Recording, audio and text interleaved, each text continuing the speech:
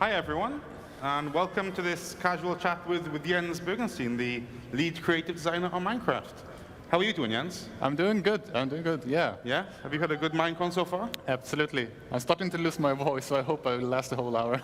Okay, I'm sure we can work it out. How are you guys doing? Are you on a good MineCon so far? Great. That sounds positive, I think. Yeah. So I thought today we could talk about some stuff that maybe you haven't heard about Jens, like how he got into video games in the first place and developing games, and then maybe we can talk a bit more about the recent update and maybe some questions from the audience I've sourced beforehand. So how's that sound? It sounds good. Absolutely. Great. Okay, Jens, now can you remember all those years ago your first experience of playing video games? It's a little bit of a blur, I guess. But when I grew up, both my dad and my mom, they had computers for work. So my dad, he had like this really old IBM with CGA graphics. So it was an amazing like color graphics adapter. That's what CGA stands for. And so it had like simple games like Qbert and Montezuma's Revenge and such. But yeah, and like I also got really had neighbors who had like a Commodore 64 and that era of computing. You mentioned to me previously that you started playing. One of the first games you started playing was Shoot 'em Up Construction Kit. So I think we've got a picture of that somewhere, if we can get it up on the screen. There you go. So this, the interesting thing I think about this is that I mean, even early on, you liked the idea of making your own games. Fiddling and kind of working on development more than just playing the game. Yeah, exactly. This was the shoot 'em up tool was for the C64, the Commodore, and I remember I went to a friend of a neighbor actually, and I saw this, and it blew my mind. Like, wow, you can actually make your own ships, and you can make your own bullets, and I thought that was amazing. Cool. So really early on, I really liked the idea of making my own games, or my own stuff. And another game that I played was on the Apple, the Load Runner, where it came with its own map editor. So I ended up spending more time making my own maps than actually playing the game. Like, sounds like a lot of effort to me, but fair play to you. That's pretty impressive. But it wasn't just digital games you were playing back then. You used to play some tabletop stuff as well? Yeah, definitely, and role-playing games. And also for like the pen and paper role-playing games, I like to make my own rules. So I was like designing my own rule books and playing them with my brother. Yeah. And I made like this is me. I'm 4.5, I think, and my brother is 1.5 or 2, and I'm playing a Game & Watch. And so I made role-playing games and played them with him, and I was the dungeon master, and he was the hero. And it was like I was maybe 9 or 10 or something. So obviously the rules were like over the top in all regards. Like you would have dual-handed swords that you would throw, and it would like slice to your enemies and come back to your hand, and then, like everything was really overpowered. And so, but okay, wow. Okay. That wasn't a planned sound effect, but yeah. You also used to play like tabletop miniature games, didn't you? I think we've got a rare vintage picture of you in your teens, I guess. This is you in a Games Workshop in London, I think. Yeah, that's correct. Yeah, I like in my teens I played a lot of Games Workshop games. Like this is a Warhammer 40K or 40,000. I played a lot of Blood Bowl and Fantasy Battle and Necromunda, and also in all those games, we always made our own house rules, and like designed rules. And we had, like in Blood Bowl, we made rules for our tournaments, and like that. I just kept on like writing long documents on how to change the rules. Yeah. It's interesting that you always wanted to tweak these things from the start, and then always. Yeah. Fast forward to now when you're kind of tweaking these new features for Minecraft. It's Yeah, kinda cool. exactly. Okay, but when did you actually start kind of learning like what programming was and how you could actually dabble? I know that you used shoot 'em up construction kit, but when did it actually, you started using code and that kind of thing? Well, what happened was that I didn't really know how to make computer games, so there was a friend of my parents that said that like to make games you have to learn computer programming, and he introduced me to BASIC, which it's a programming language, and then I got into QBasic, which was a tool for writing BASIC for the MS-DOS computers. And I was 11 years old, I think, when I started. And the way I learned to code was actually through modding, because the QBasic came with 2 games. One was called Nibbles, and the other was Gorillas, with all the source code. So, yeah, exactly. This is a screenshot of Gorillas.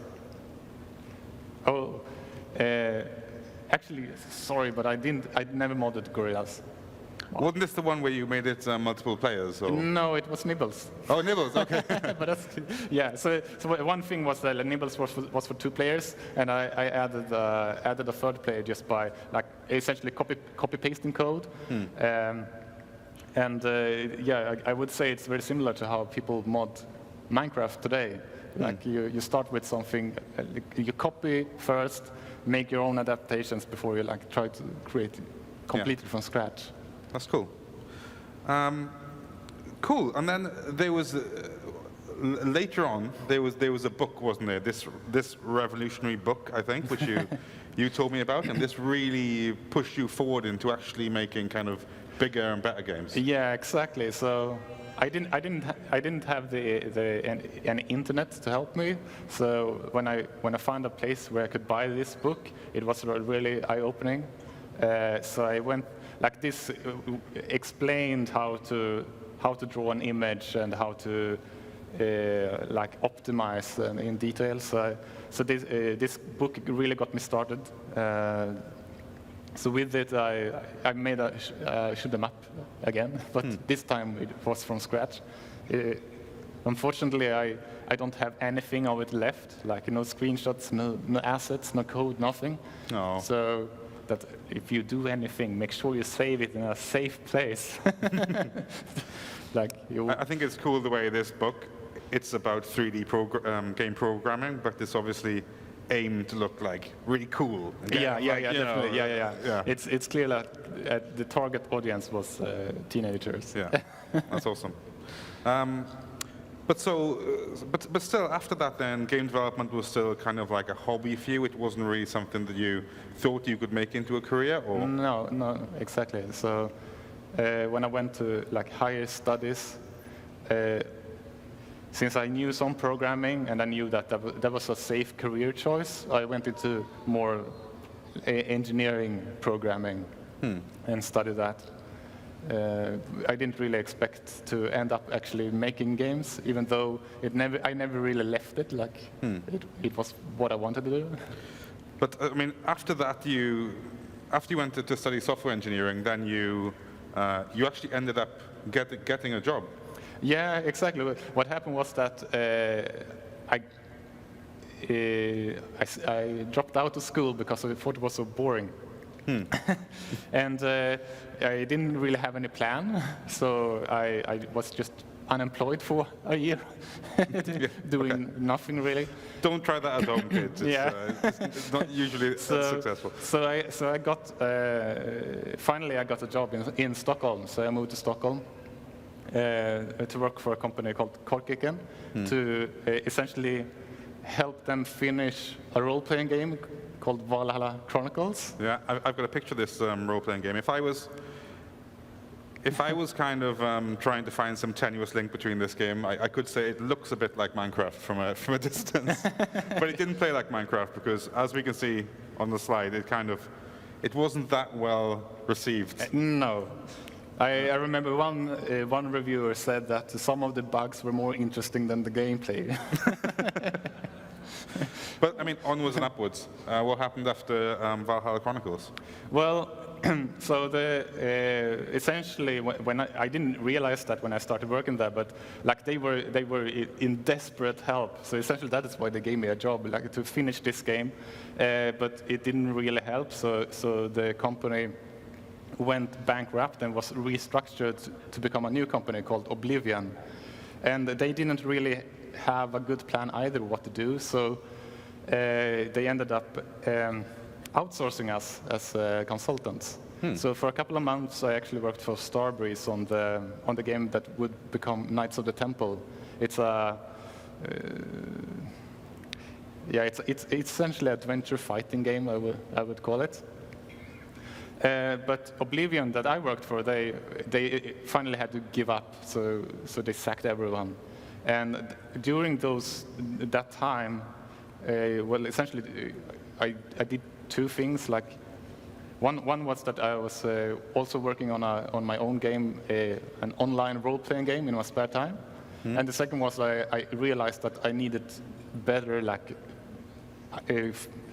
I needed to learn better maths, simply like get a better idea of vector math and 3D math and so.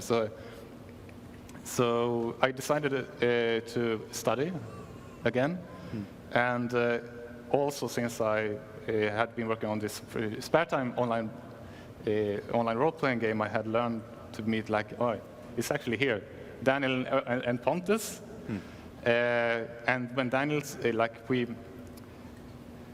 we had never met. Like I was working on this online role-playing game, and they were helping with graphics. So that was Whispers from Akara, wasn't it? Yeah, We've exactly. got a picture of that actually. Let's have a look. So this is. So this is an online role-playing game with peaked with it had peaked at 112 concurrent players and 2,000 accounts or something like that, and it was really cute, but maybe a little bit too big project to take on. It does look pretty ambitious from glancing at that for a first game that you made on your own.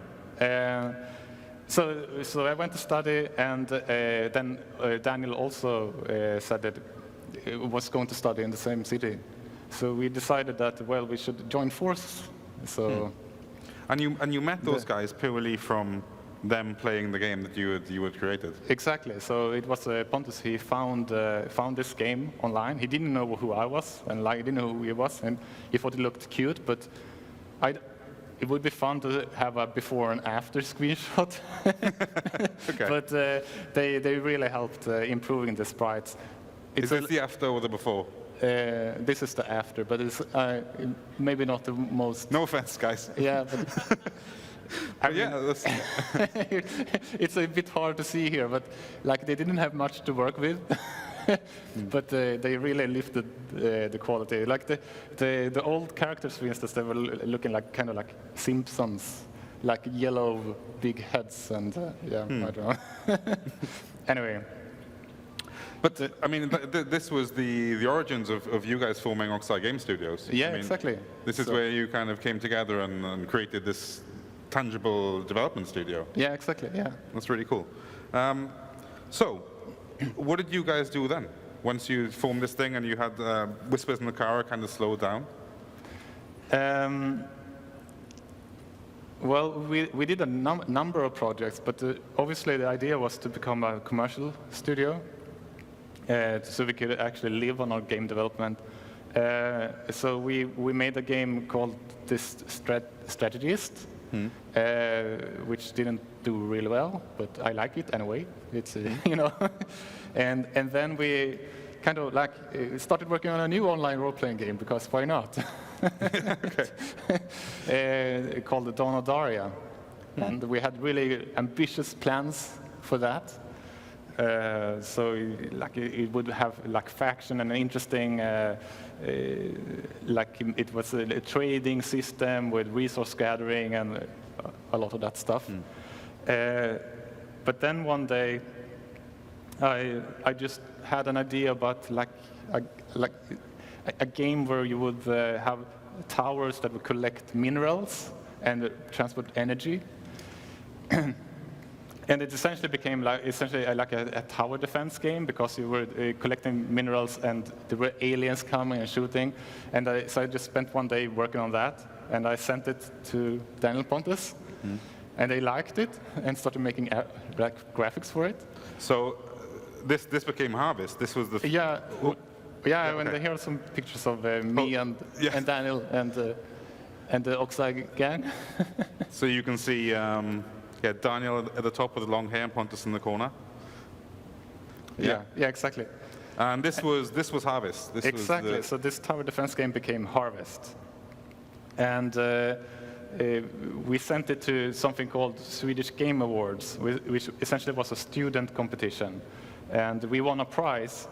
So we thought, oh my, this is great. So let's do this game. So we stopped working on Donodaria and wanted to finish this game, and we worked like really long hours. I had a part-time job. So first I worked in the morning at part-time work, and then in the evening I worked on Harvest, and we did that like intensively for 10 months, and released it, and it didn't go very well. No, we got a shot here of you at the Swedish Game Awards actually, where you were. Yeah. That's beardless Jens from a forgotten time. Yes. But yeah. So I had a presentation on how we. This was actually a presentation from.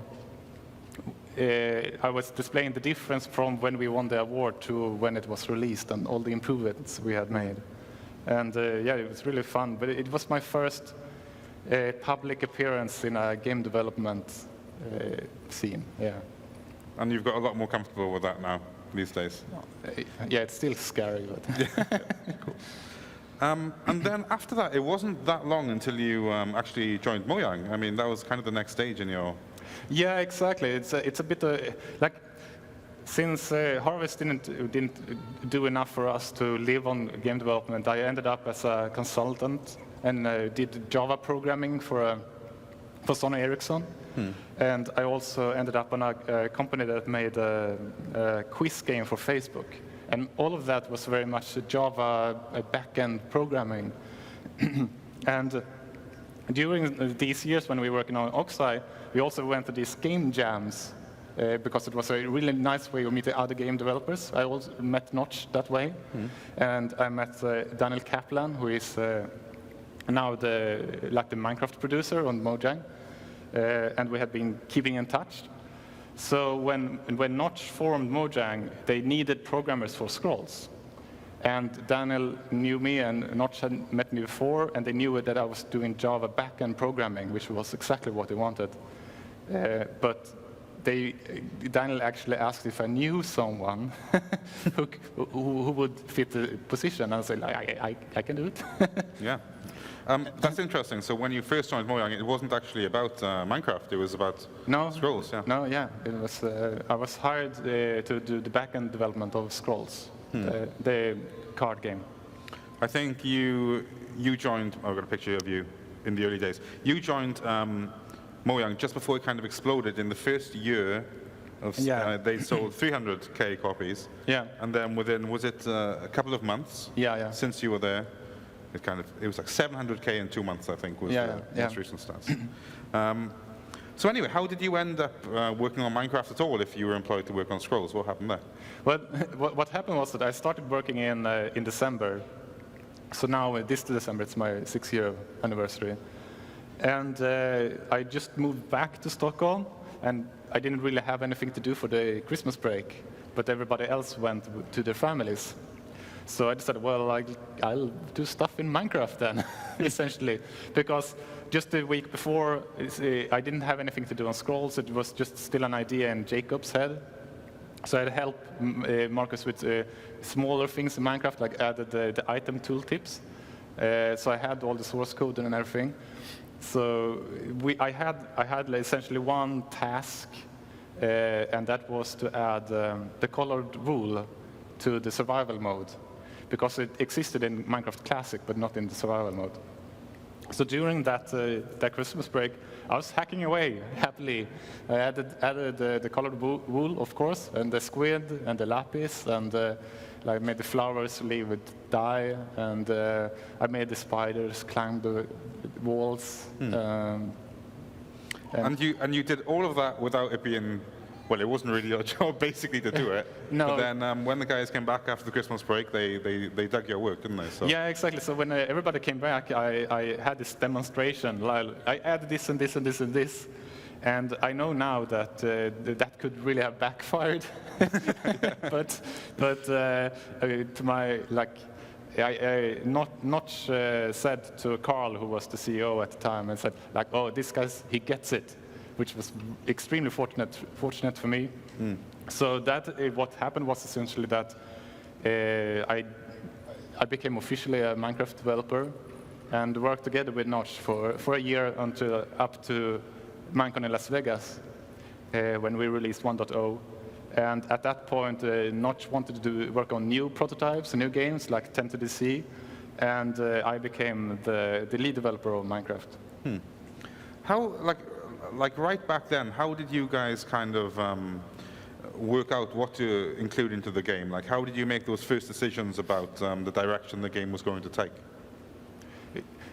It was more or less like we had lunch discussions, and we just threw out ideas. It was extremely short cycles. We still did like the Friday updates back then, and we didn't think many features or updates ahead. Like, we did what we felt was right at the moment. Yeah, I've heard you talk a little bit about how Dwarf Fortress was one of the inspirations for Minecraft. Yeah, definitely. So the inspirations for Minecraft has been Dwarf Fortress and like to some extent Roller Coaster Tycoon and Dungeon Keeper, and that's why we've chosen this kind of fancy medieval style that we try to keep everything within. Yeah. Cool. It's interesting when you think back to those games like Dwarf Fortress. That kind of creates. If you didn't know, Dwarf Fortress creates a kind of procedural narrative which is kind of locked in, and you kind of play alongside in that world. But in Minecraft, you've left it a bit more open, like the way players will interpret the lore and that kind of feel. Like, how do you think those two things would, did you make that conscious decision to let people interpret it themselves instead of giving them a kind of actual backstory that they're going to follow in detail? Yeah, in a sense, yes. That we wanted to keep Minecraft slightly mysterious and to give players make their own story. It's also like one of the decisions we made was that it's always up to the player to create the world. Like when we added villagers, which we did in the end of beta, just before Las Vegas, we were discussing intensively how the villagers should work. Like if you were essentially feeding the villagers with resources and they would expand. But in the end, we decided, no, let's just, like, if a village is to expand, it's up to the player to expand it. So that's why there's nothing, like, we put things into the world, but nothing really expands unless the player works it out. Which is also like, we also realized that regardless of what rules we put on the villager breeding, if you may call it that, players would always find the shortest route. So that's why we have just like, we only check like a door if it's outside and inside, and that creates a room somehow. So that's, we only count the doors, because counting if it's an actual house is really complicated. So we just said, like, it doesn't really matter how complex we make it, because people will always make the minimal possible. Yeah. And so we're kind of hoping that people will still build a village that looked nice. Now I know people don't do that. They just make rows of doors. But you play the game the way you want to play it. Yeah, of course. You're always going to get people who want to min-max it, and that's Yeah, okay. That's yeah. cool. I mean, but you weren't too keen on survival back in the day, were you? Oh no. No. You weren't too keen on creative, was it? Or the No, other way no, around? no, no. Like when I started playing Minecraft, it was in 2009 when it was Minecraft Classic, and it was only creative mode. And I remember I was playing with Pontus actually, and he had just imported the swine flu from California. Yeah. So we were both really sick. And we were playing Minecraft in creative mode, and I had these fever dreams about how my houses were falling apart. Wow. But anyway, so I played the creative mode intensively, and when I started reading about how Notch decided he wanted to make this survival mode where blocks take a while to knock down, and there were zombies, so I wasn't like, is that really the direction for Minecraft? Like, we're all skeptics. But now, when I worked so much with it, like survival is that's the game to me. Of course, creative is really important as well, but like survival feels more real in a sense. Yeah, cool. Well, that's super interesting. I thought we could move on and maybe talk a little bit now about the most recent update. Yeah. Just some brief chats about it. So, Yeah. it's called the. Oh, we got a slow fade there. It's called the Exploration Update. Yeah. And Yeah. yeah, and I read on Reddit, like people are, oh, the exploration update, like, because what's the exploration? And to be honest, the name should have probably been more like expedition update now when I think about it, but it was one of our colleagues that suggested it. But anyway, the idea is that we added the cartographer that gives you these maps that you can explore, and that feature is something that I wanted to add, like, for many years. It's a really, really nice way of letting people find things in the world. Like this is a screenshot where you can find an ocean monument, and this is something that I've been discussing a lot. That when you play Minecraft, it's fun to find things, but it's extremely annoying searching for things. Like if you don't know where to look. Like I know this every update when we added like a new biome or a new temple or something, people get really frustrated because they want to find it as soon as possible. And if you just fly around and searching for it, it's not very rewarding.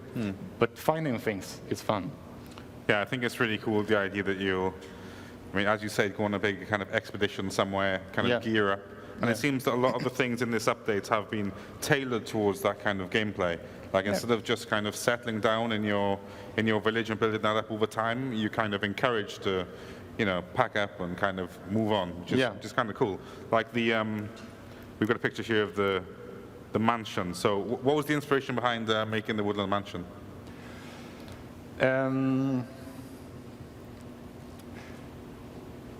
Yeah, I wonder. actually, what A spooky mansion is essentially what it is. No, it actually just started with. I was thinking like, what can I build with like the dark oak planks, and I just started building something, and then like kind of like look the feel of it. So I decided like, maybe I can turn this into like a procedurally generated house. And so I just started working on it, and I actually started working on it already before 1.10 was released, because 1.10 we had already locked down what features to add, so I didn't want to add more stuff to it because then it would just get delayed. So I just started working on the next update immediately. But as I said during my presentation, like I'm using the templates for this, but because the templates save me so much time, I raised my ambition level, so now it actually took more time than it did with the other dungeons. It does look pretty cool, though. The fight you were having in there earlier was pretty awesome. And then you also included llamas. Yes. People dig llamas. Yes, like one thing about Minecraft is that there's so much things to do and so many different aspects of the game, and some people really love the animals, and some people really love the redstone, and some people really love fighting zombies. So that's why it's so great with modding, because you can really focus on things. Like more creatures adds like hundreds of animals, and red power adds really cool redstone power things. But so we want to grow the game in all directions slowly. So we try to like add new animals like all the time, like polar bears, and this time we wanted to add. We've been talking a long time actually about adding alpacas, because they look like sheep with long necks. But then I did the tweet where I asked like this kind of subtle tweet, and I let people vote for llamas and alpacas, and then llamas won. And then our colleague Agnes, she actually started working on the llamas, and I told her like, go on Wikipedia and try to read on what like makes the llamas special compared to alpacas specifically. So because they're very different animals, and that's why like we went with the idea that they are beasts of burden, so they act more like mules than sheep. And then of course, like you want to be able to swag them out and put his clothes on and. So can you? I mean, how many different types of rugs can you put on them? Or you can make your own? It's one for each Minecraft color, so it's 16 different ones. Nice, that's cool. It's interesting that even the llamas kind of tie into that idea of exploring, because you can kind of, load them up with your belongings, then go on some epic journey with a train of llamas. Yeah. The caravan thing is really cute. Yeah, that's awesome. And then also, one of the other updates was the shulker box. Yeah. So explain a little bit about why you added this to the game. Yes, so people have often been asking about, we add many new items all the time, and it's getting, your inventory is getting more and more like crowded. I know there are mods that add backpacks that essentially expand your inventory, and it just made sense in a way, like, because to me, an object that expands your inventory, that's really late game. And shulkers, they are also really late game. So it just fit together, I think. And then, of course, since it's based on the shulkers, you can put them in the ceiling, they will open down, and on the wall, and they will do this like this noise. You can stand on them, and you'll go up slightly. And it was just neat. And then when the actual implementation was made by Thomas, Prof. Mobius, and when he was working on it, he realized that actually he had to make each block has a rule that says what should happen when it's pushed by a piston. And most of the time it's just get pushed, and for some blocks it's that like flowers, they will pop. And then he realized it would make sense that a shulker box would pop, because then you could use it, as we said on the presentation, that you can actually use it to transport data, because you can fill it, and you can use the command blocks to test for different coordinate positions in the inventory and put it somewhere else. And we thought that it was really interesting to, we're looking forward to see what the map makers are going to make out of it. I'm sure they're going to do some stuff which you could never even have comprehended. Yeah, even when probably, you were making the shulker box. Probably, yeah. For sure, it's very cool. I mean, this update, as we've mentioned, kind of ties in together. It feels like a kind of a cool little exploration package. But how do you think long-term about the long-term vision of Minecraft, or is it more kind of you come up with an idea for one update and work on that, then a new idea, or is there some grand future plan? And yeah, well, we have, of course, like things that we know. Like most of the time, when we have things long term, they are often on a technical level. Like we know we have to fix certain things. Like we know we have to update the lightweight the graphics library to support modern features. But when it comes to features, like gameplay features, we are mostly thinking of maybe 1 or 2 updates ahead. So we already have ideas for 1.12, or like the theme for it, even though I'm not going to say. And then we try to brainstorm on what would fit into that theme. But as you know, like even when we have themes, there's always other features sneaking in as well. Yeah. Of course. Cool. I think we can maybe delve into some of the questions that I've sourced from the internet. Yeah.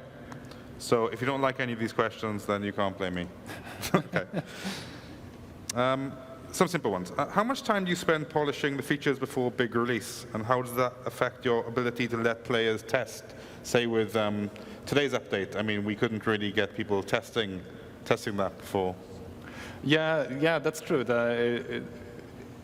I really wanted to have something fun to present at MINECON. So for that reason, the last update was built under a lid, essentially. But normally, we try to do snapshot features as soon as possible because we want to have the community's feedback. And sometimes it's even better just to say that we're working on a feature and not releasing it, because people will speculate, like, what if it probably works like this, or it probably works like that, and when we read it, oh, that makes so good sense. We're going to make it that way. Yeah. You're giving away your secrets here. No one's going to give you any feedback. No, but yeah, it's really super useful, and it's to see the comments and feedback. And to answer the question, I would say like polish is like, for instance, when we make an animal, like it takes about 1 day to make it look and feel and the basic behaviors, and then we work at least 1 week on just polish to make the animal act. Like we want to give each animal its own unique identity, and that takes about a week. I think that's really cool, the way that it's not just a reskinned. No. It's everything has its own little intricate parts to it, which makes it feel really fun. Very simple question. What kind of games do you play these days? They also add, how do you justify that kind of behavior? So, yeah. What have you been playing recently? Recently, I've actually been trying to... I really love real-time strategy games. So I've been refreshing my memory of some of the old ones. Cool. So I've been playing Warcraft 3 and Dawn of War and Dawn of War 2 and Dune again. And I'm really looking forward to the real-time strategy games that come out next year. Do you feel like you need to justify that behavior, or is it? I mean, I guess it's research. You can get away with saying it's research. Yeah, exactly. It's research. How has the Minecraft community changed since you first started working on the game?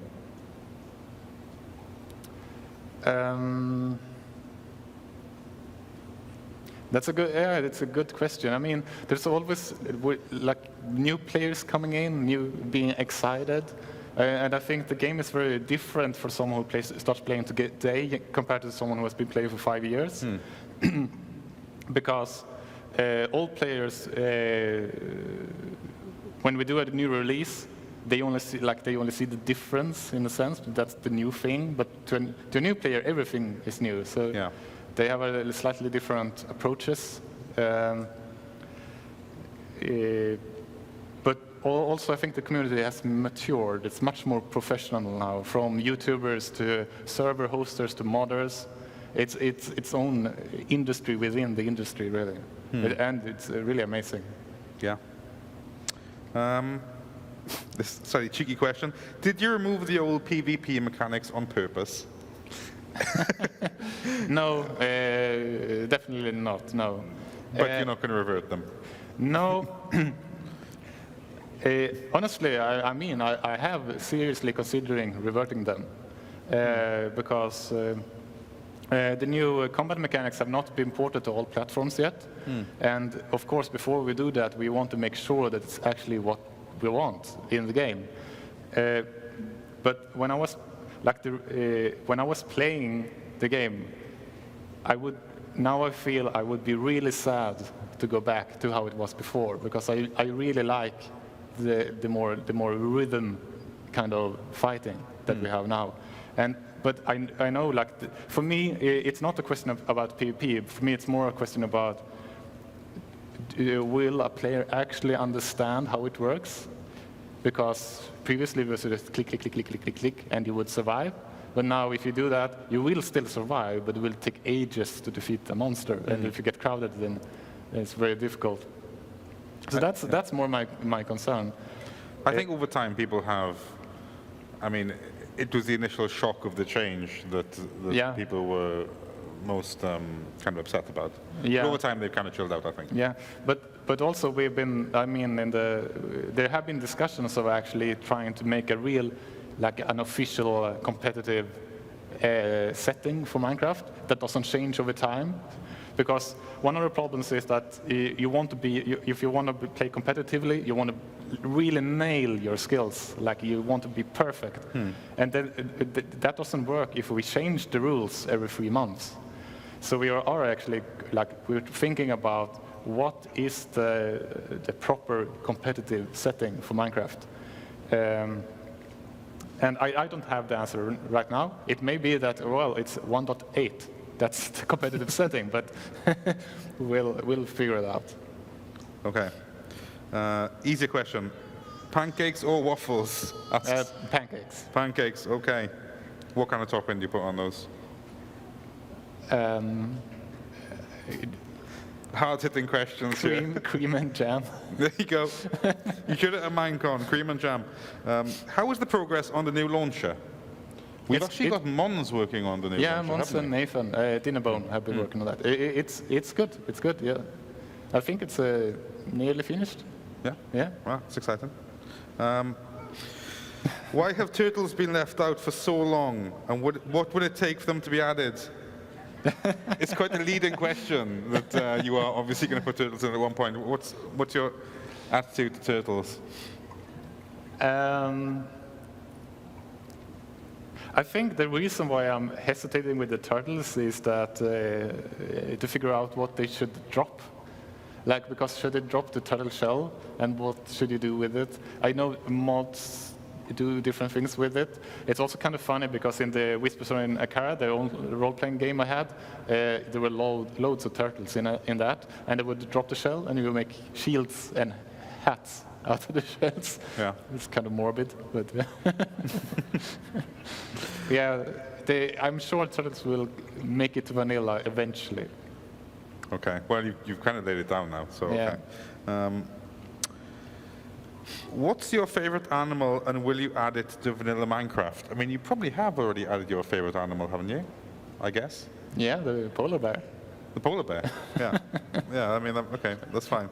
Well, there you go. Simple.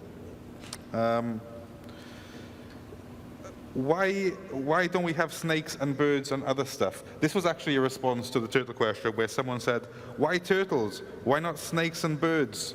So Yeah. what's your take on those? Yeah, snakes would work a little bit weird with with boxes and like the collision box of mobs, but we should really have birds. It's long overdue. Yeah. I would say. Yeah.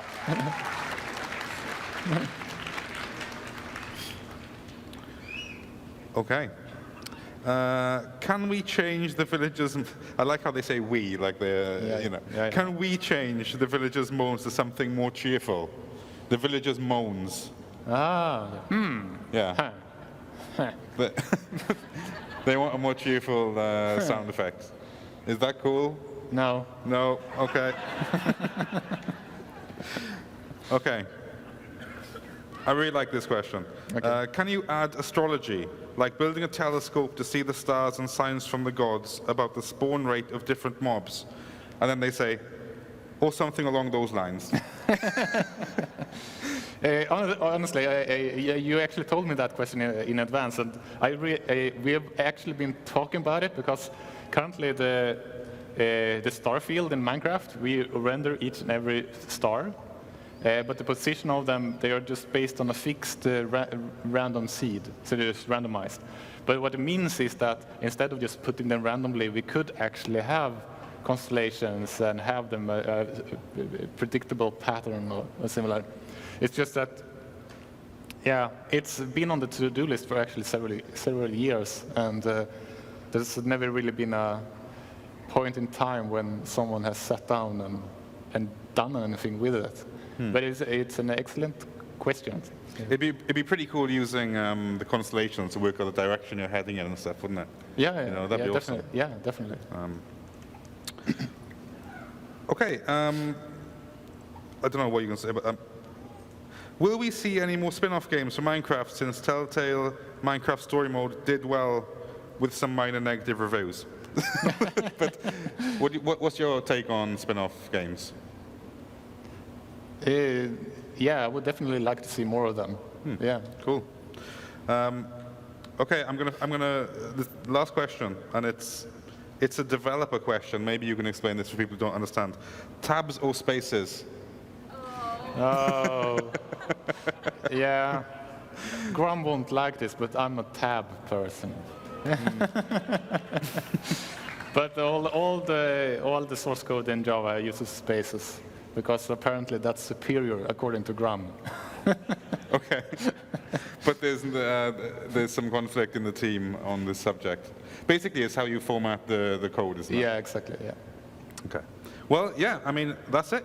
That's all we've got time for now. But that was pretty cool. Yeah. I hope you guys enjoyed the casual chat. Yeah. Thank you very much. Thank you.